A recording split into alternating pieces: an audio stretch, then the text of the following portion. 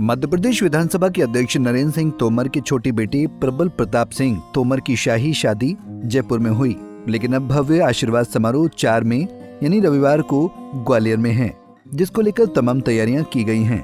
ये पूरा कार्यक्रम शहर की मेला ग्राउंड में किया जाएगा, जहां पर कई सारे पंडाल लगाए गए हैं। तो वहीं एक भव्य स्टेज भी बनाया जा रहा है, जिस पर वर वधू को आशीर्वाद दिया जाएगा। इस भव्य आशीर्वाद समारोह में वीआईपी सहित कई राज्यों के राज्यपाल और मुख्यमंत्री शामिल होंगे।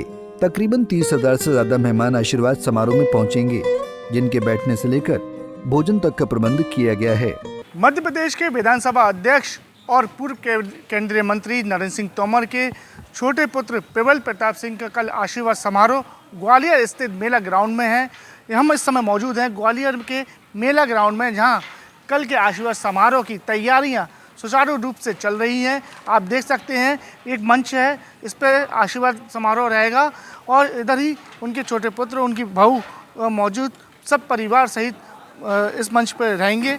और साथ ही साथ जो वीवीआईपी का आने का मूवमेंट है, उनमें उपराष्ट्रपति जगदीप धनखड़ से लेकर कई राज्यों के मुख्यमंत्री एवं राज्यपाल, मध्य प्रदेश के राज्यपाल मंगू भाई पटेल भी मौजूद रहेंगे, कई केंद्रीय मंत्री मौजूद रहेंगे। उत्तर प्रदेश के मुख्यमंत्री योगी आदित्यनाथ की आने की संभावना है और इसके लिए सुचारू रूप से कई पुलिस बल बुलाया गया है और कई जिलों का पुलिस बल तैनात रहेगा। हजारों की तादाद में पुलिस बल ग्वालियर में इस ग्राउंड के आसपास जो आशीर्वाद समारोह है उसमें तैनात रहेगा। कई दिग्गज नेता इस आशीर्वाद समारोह में मौजूद रहेंगे। ग्वालियर से पंजाब के सीटीवी के लिए अंकुर जैन की रिपोर्ट। आइए सबसे पहले जानते हैं कि कौन कौन इस शाही रिसेप्शन में पहुंचेगा। प्रशासन को अब तक करीब 16 से ज्यादा वीआईपी नेताओं के आने की जानकारी मिली है। उपराष्ट्रपति जगदीप धनखड़ के अलावा आधा दर्जन केंद्रीय मंत्री, मध्य प्रदेश के राज्यपाल मंगू भाई पटेल के अलावा हिमाचल और झारखंड के भी राज्यपाल आएंगे। इसके अलावा एमपी के सीएम और प्रदेश के कई मंत्री रिसेप्शन में शामिल होंगे। साथ ही यूपी के सीएम योगी आदित्यनाथ के भी आने की संभावना है। अलग अलग राज्यों के नेताओं के अलावा एमपी और ग्वालियर चंबल संभाग के करीब 30,000 से ज्यादा मेहमान रिसेप्शन में शामिल होंगे। वीआईपी मेहमानों की सुरक्षा के लिए भोपाल के अलावा ग्वालियर और उसके आसपास के जिलों से भी पुलिस बल को बुलाया गया है। होने वाले कार्यक्रम में भारत के माननीय उपराष्ट्रपति महोदय सहित कई वीवीआईपी यहाँ पर आ रहे हैं, जिन्हें जेड प्लस और जेड सिक्योरिटी है, उनके मानकों के अनुरूप यहाँ पे बल लगाया गया है।